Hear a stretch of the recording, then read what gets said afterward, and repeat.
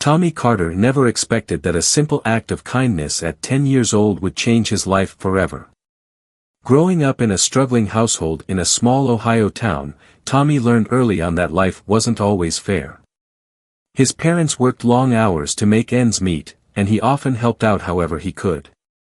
But even in hardship, he was raised to be kind, to do the right thing, even when no one was watching. One chilly autumn afternoon, Tommy saw an elderly woman, Margaret Reynolds, trembling on the sidewalk, hesitant to step into the rush of impatient traffic. With bags of groceries weighing down her frail arms, she looked lost and vulnerable. Without hesitation, Tommy took her hand and led her safely across the street. He didn't expect a reward or even a thank you, just a small boy helping someone in need. That moment was quickly forgotten in the grand scheme of his life. But for Margaret, it meant everything. 30 years later, struggling to keep his small auto repair shop afloat, Tommy receives a letter that shatters his reality. Margaret Reynolds, a woman he barely remembers, has passed away, and left him a fortune. But why? What could possibly connect an old woman's wealth to a boy who had once simply held her hand? What Tommy is about to discover will change everything he thought he knew about fate, kindness, and the invisible threads that bind us all. And it all began with one step onto the street. The late afternoon sun dipped low in the sky, casting golden light across the small town of Maplewood. The air was crisp, carrying the scent of burning leaves from distant backyards. It was the kind of autumn day that made kids linger outside just a little longer, savoring the last warmth before winter set in. 10-year-old Tommy Carter had just finished his usual after-school routine, delivering newspapers for a few extra dollars. His sneakers scuffed against the pavement as he hurried home, eager to catch the last bit of his favorite cartoon before dinner. That's when he saw her. An old woman stood at the edge of the crosswalk, gripping two heavy grocery bags with trembling hands. Her hunched frame swayed slightly, her pale blue cardigan flapping in the breeze. Deep wrinkles creased her face, and her frail fingers clutched the paper bag handles so tightly they might tear at any moment. Tommy recognized her. Mrs. Reynolds. She was somewhat of a mystery in town, a widow who lived alone in the big Victorian house on Oak Street. People said she used to be wealthy, but no one really knew much about her anymore. She rarely spoke to anyone, and when she did, it was in short, polite sentences. Now, she stood frozen at the crosswalk, her eyes darting between the fast-moving cars zooming by. Tommy hesitated for only a second. He didn't know much about her, but he could see she needed help. Without a word, he jogged over and stood beside her. "Ma'am, do you need help crossing?" Mrs. Reynolds turned, startled, her faded blue eyes locking onto his. For a moment, she seemed unsure whether to respond. But then, something softened in her expression. "Yes," she said, her voice barely above a whisper. Tommy gently reached for one of her bags, lifting it off her arm. It was heavier than he expected, filled with canned goods and what smelled like fresh-baked bread. Taking her frail hand in his other, he carefully led her across the busy intersection. The cars didn't slow down. A few honked impatiently, but Tommy didn't care. He tightened his grip, making sure Mrs. Reynolds kept her footing. Step by step, they reached the other side. When they stopped on the sidewalk, Mrs. Reynolds exhaled shakily. "Thank you, young man." Tommy smiled. "No problem, ma'am." She studied him, her gaze lingering as if memorizing his face. "What's your name?" "Tommy," he said simply. A strange silence followed. Mrs. Reynolds looked at him as though she wanted to say something more. Then, just as quickly, she gave a small nod and turned toward the street, heading off toward her house. Tommy didn't think much of it. It was just a small act of kindness. Little did he know, that moment had just changed his life forever.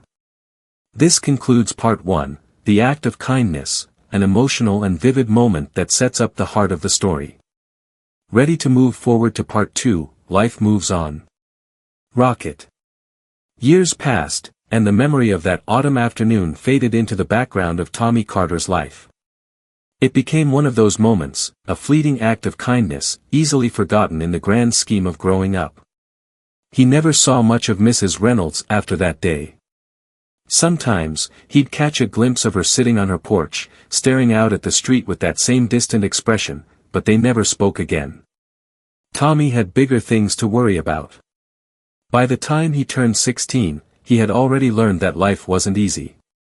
His family struggled to make ends meet, and money was always tight. His father worked long hours at the factory, coming home exhausted and silent. His mother picked up whatever jobs she could, cleaning houses, sewing clothes, even selling homemade jams at the farmer's market. Tommy helped where he could, taking on odd jobs, mowing lawns in the summer, shoveling snow in the winter, stocking shelves at the local grocery store. He was never the smartest kid in class, but he worked hard. He dreamed of college, of getting out of Maplewood and building a better life. But with every passing year, that dream felt more like a fantasy. College wasn't cheap, and no matter how much he saved, it was never enough. By the time he was 18, reality had set in. Instead of college, he took a job at a local mechanic shop. It wasn't glamorous, but he was good with his hands, and the pay was steady. It was honest work, and that was enough. Years blurred together. Tommy became Tom. He stopped thinking about the future and focused on getting through each day. His parents grew older, their bodies worn down from years of labor. His father passed away when Tom was 28, a quiet heart attack in the middle of the night. His mother followed a few years later. Tom kept working. By the time he hit 40, he owned a small auto repair shop, nothing fancy, just a modest garage on the edge of town. Business was slow, but it paid the bills. He wasn't rich, but he wasn't starving either. Still, there were nights he lay awake, staring at the ceiling, wondering if this was all life had to offer. Then, on a chilly November afternoon, everything changed. Tom had just finished closing up the shop when the mailman handed him a thick envelope. It was from a law firm in the city, a name he didn't recognize. He frowned, wiping grease off his hands before tearing it open. The first words made his stomach drop. "Dear Mr. Carter. We regret to inform you of the passing of Margaret Reynolds. As per her final will and testament, you have been named a primary beneficiary of her estate." Tom blinked. The words didn't make sense. Margaret Reynolds? The old woman from all those years ago? His hands tightened around the letter as he kept reading. The firm requested his presence for the reading of the will. There were details to discuss. Arrangements to be made. He didn't understand. He hadn't seen Mrs. Reynolds in decades. Why would she leave anything to him? A strange feeling settled in his chest, a mix of confusion, unease, and something else. Something he couldn't quite name. Tom set the letter down and exhaled. Whatever this was, it wasn't a mistake. The next morning, he got in his truck and drove to the city, unaware that his life was about to change forever. Tom sat in the waiting room of Reynolds and Blackwell law firm, his knee bouncing as he gripped the letter in his hands. The office smelled of leather and old paper, the kind of place where rich people handled their affairs, a world completely foreign to him. He had no idea what he was doing there. Margaret Reynolds had been nothing more than a passing figure in his childhood, a memory so distant that he might not have believed it was real if not for this letter. A woman in a dark gray suit stepped into the room. "Mr. Carter." He stood, clearing his throat. "Yeah. Follow me, please." She led him down a long hallway lined with bookcases, past heavy wooden doors that muffled the voices inside.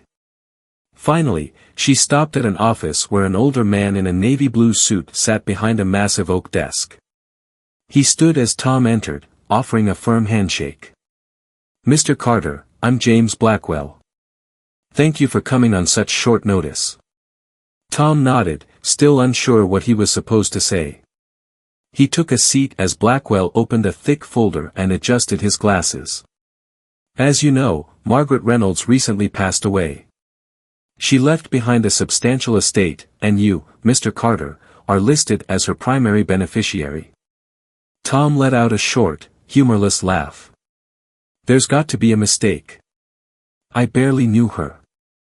Blackwell glanced at the papers in front of him. According to her will, she knew you well enough.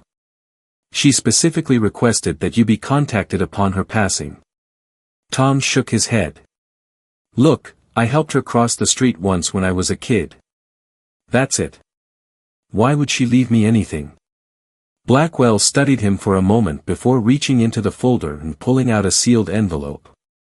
Perhaps this will explain it. Tom hesitated, then took the envelope. The handwriting on the front was elegant but shaky.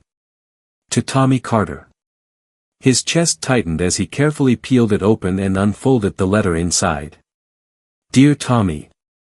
You probably don't remember me. I was just an old woman standing on a street corner one autumn afternoon. But I remember you. That day, I was lost in grief. My husband had died only weeks before, and I was drowning in loneliness. I had spent my entire life believing that wealth meant security, but when he was gone, I learned how wrong I was. No amount of money could fill the silence of an empty house. No fortune could replace the feeling of being seen, of being cared for. And then you appeared. A little boy with kind eyes and an honest heart. You didn't just help me across the street that day, Tommy. You reminded me that kindness still existed in the world. That small act, so simple to you, gave me the strength to keep going. I followed your life from a distance. I saw the struggles you endured, the sacrifices you made for your family. I saw the good man you became, the way you never lost that kindness. You deserved more than life gave you, and I had the power to change that. So, I did. This is not charity, Tommy. This is gratitude. This is my way of repaying a debt you never knew I owed. I hope you find happiness in the life you've always deserved. Margaret Reynolds. Tom stared at the letter, his throat tightening, his vision blurring at the edges. He swallowed hard and looked up at Blackwell. What exactly did she leave me? Blackwell folded his hands on the desk. Her entire estate. The house, the land, the investment accounts, and her personal savings. Altogether, it totals just over $7 million. Tom's breath caught in his throat. The number didn't even seem real. 7 million. He had spent his entire life scraping by, fixing cars, working late, cutting corners just to stay afloat. And now, just like that, everything had changed. Blackwell continued, his voice calm, professional. In addition to the financial assets, Mrs. Reynolds also left instructions regarding the house. She hoped you would choose to keep it, though the decision is entirely yours. Tom barely heard him. His mind was spinning. The weight of it all, the sheer impossibility of this moment, pressed down on him like an avalanche. He had gone to bed last night believing his life was set, that he would grow old in his little shop, fixing engines and counting every dollar. Now, he was a millionaire. And all because of something he did when he was 10 years old. The thought hit him like a punch to the gut. It wasn't about the money. It was about the woman he had helped, about what that moment had meant to her, about how something so small, so insignificant to him, had changed her life. And in return, she had just changed his. Tom exhaled slowly, folding the letter carefully and slipping it back into the envelope. His hands were steady now. For the first time in a long time, he felt something he hadn't felt in years. Hope. Tom drove back to Maplewood in silence, the letter still clutched in his hand as if letting go of it would somehow undo everything. The small town looked exactly the same as it had for the past 40 years, brick storefronts lining Main Street, kids riding bikes down the sidewalks, the scent of fresh bread drifting from the old bakery on the corner. But for Tom, everything felt different.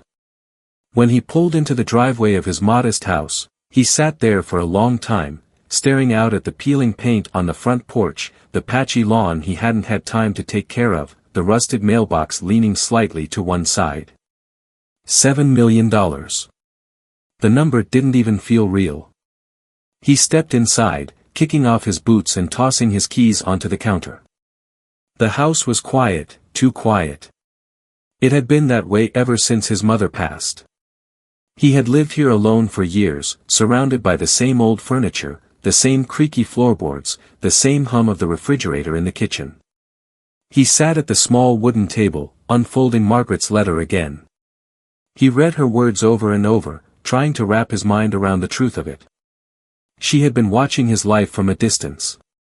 She had seen his struggles, his hard work, the sacrifices he made. And she had waited until now to change everything. Tom didn't sleep that night. He lay awake, staring at the ceiling, his thoughts racing. He could sell the house, sell the garage, move somewhere new, start fresh. He could finally breathe. But the thought of leaving Maplewood, of walking away from everything he had ever known, felt wrong. This town had shaped him. It had taught him what it meant to work hard, to endure, to keep going even when life knocked him down. The next morning, he made a decision.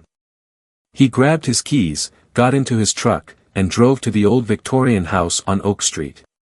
Margaret's house. He had walked past it hundreds of times growing up, always admiring the way it stood tall and proud, even as the paint faded and the gardens overgrew. Now, it was his. The front gate creaked as he pushed it open. The air smelled like damp earth and fallen leaves. He stepped onto the porch, hesitating for just a moment before unlocking the door. Inside, everything was still. Dust motes floated in the air, caught in the morning light streaming through the grand windows. The furniture was old but elegant, each piece carefully chosen, well-worn but full of history. A piano sat in the corner of the living room, its keys yellowed with age. Books lined the shelves, their spines cracked, their pages marked with handwritten notes in the margins. Tom walked slowly through the house, his footsteps echoing in the quiet. He could almost feel Margaret here, could imagine her sitting in the armchair by the fireplace, sipping tea, staring out the window at the world she had once retreated from. He found himself in a small study at the back of the house. The desk was neat, the papers stacked in careful piles. And then, on the wall above the bookshelf, he saw it. A framed newspaper clipping. It was old, the edges yellowed, but he recognized it instantly. His own face, 10 years old, grinning sheepishly, standing next to Margaret Reynolds. The headline read, "Local boy helps elderly woman cross the street." Tom felt his throat tighten. She had saved it. For all these years, she had kept this moment, this tiny sliver of kindness, as if it had meant the world to her. And maybe it had. He swallowed hard, stepping back, his mind made up. He wouldn't sell the house. He wouldn't run. He would stay. Margaret had given him a gift, but it wasn't just the money. It was a second chance. A chance to build something meaningful, to give back the way she had given to him. Over the next few months, Tom used part of the money to restore the house, bringing it back to life while preserving the memories within its walls. He started a foundation in Margaret's name, funding scholarships for kids in town who, like him, had dreams bigger than their circumstances. He donated to the local food bank, fixed up homes for struggling families, and quietly paid off medical bills for people who couldn't afford them. And for the first time in years, he felt like he was truly living. One evening, as he sat on the porch watching the sun set over Maplewood, a young boy walked by with his mother, struggling to carry a heavy bag of groceries. Without thinking, Tom stood up and stepped off the porch. "Hey, kid," he called out. "Need a hand?" The boy hesitated, then nodded. Tom took the bag, feeling its weight in his hands. And as they crossed the street together, he realized something. Sometimes, the smallest moments have the greatest impact. And sometimes, kindness comes full circle in ways we never expect.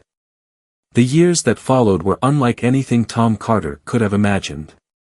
For most of his life, he had been scraping by, fixing cars, working long hours, stretching every dollar just to make it through the month. Now, for the first time, he had the means to change not just his own life, but the lives of others.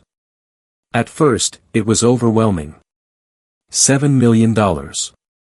It felt like a number that didn't belong to him, like it was meant for someone else, someone who had spent their life chasing wealth instead of trying to survive. But the more he thought about Margaret's letter, the more he understood. She hadn't left him this money to turn him into something he wasn't. She had left it because of who he already was. He poured himself into restoring the house, not just for himself, but for the town. Margaret's home had been part of Maplewood's history, and he wanted it to remain that way. He worked alongside local contractors, learning the ins and outs of carpentry, running his hands over the same wooden banisters that had stood for over a century. The front porch, once weathered and sagging, became sturdy again. The gardens, long overgrown, flourished with life. The house no longer looked abandoned. It looked loved. But it wasn't enough to fix up the house. Tom wanted to do more. He thought about the way his own life had gone, the missed opportunities, the years spent wondering what could have been if only he'd had a little more help. And he realized he could be that help for someone else. He set up a scholarship in Margaret's name, offering financial aid to kids in town who had the drive but not the means to pursue college. He visited the local high school, sat with students who reminded him of himself at their age, uncertain, hopeful, afraid to dream too big. He told them his story. He told them that sometimes, life surprises you in the best ways possible. Word spread through Maplewood. People who had once seen him as just the guy who fixed their trucks started seeing him differently. They came to him with ideas, with needs. The local library needed repairs. The community center was struggling to stay open. A single mother had fallen behind on her rent after a medical emergency. Tom listened. And he helped. At first, people asked him why.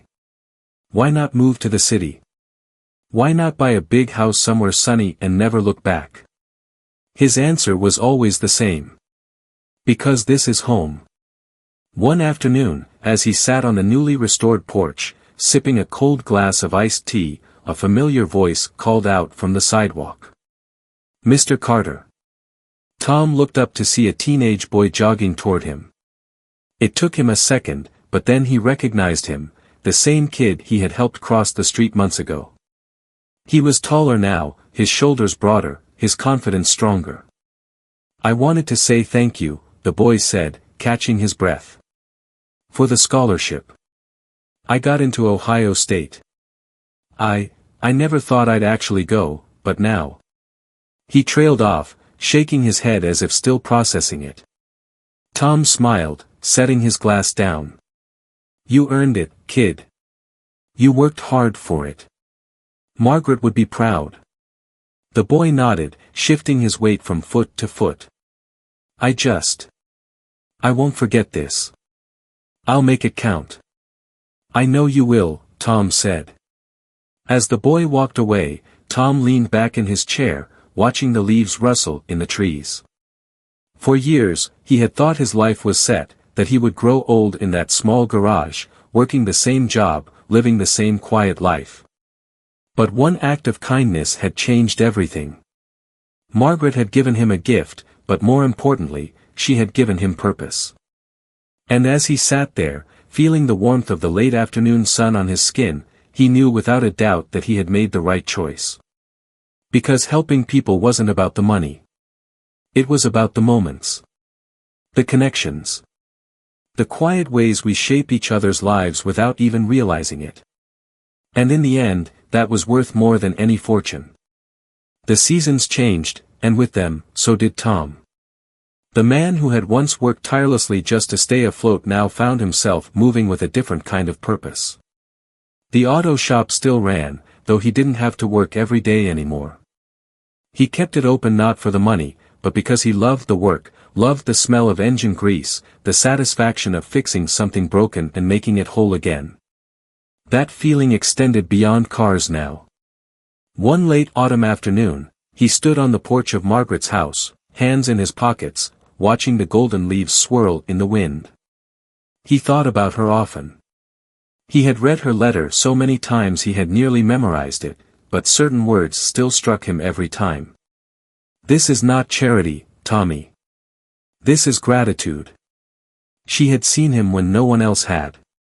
Not the way the town saw him now, as the man with a fortune, but as the boy who had once stopped in the middle of his day to help a stranger. That was what she had remembered. That was what had mattered. The house had become more than just a home for him. It had become a place where people gathered, a place where neighbors came not out of curiosity, but because they felt welcome. He hosted Sunday dinners, inviting friends and old acquaintances who had long since lost touch. He started a tradition where kids from the local high school would come over to hear stories from the town's older residents, bridging generations that had once felt disconnected. One evening, as he sat on the back porch watching the sun dip behind the trees, a voice pulled him from his thoughts. "You know, I never thought you'd stay." Tom turned to see Sarah Whitmore, the town's librarian, standing at the bottom of the steps. She had been one of the few people who had been genuinely happy for him when news of Margaret's will had spread. Others had whispered, questioned, speculated. But Sarah had simply smiled and said, "I think she chose well." He gestured for her to sit, and she climbed up the steps, settling into the chair beside him. She had brought 2 cups of coffee, handing him one without a word.